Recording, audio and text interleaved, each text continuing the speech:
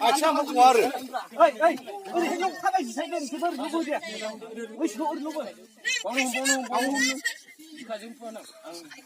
하이디 한다 하는데 한다.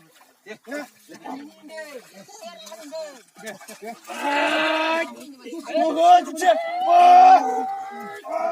그 머리 씨발.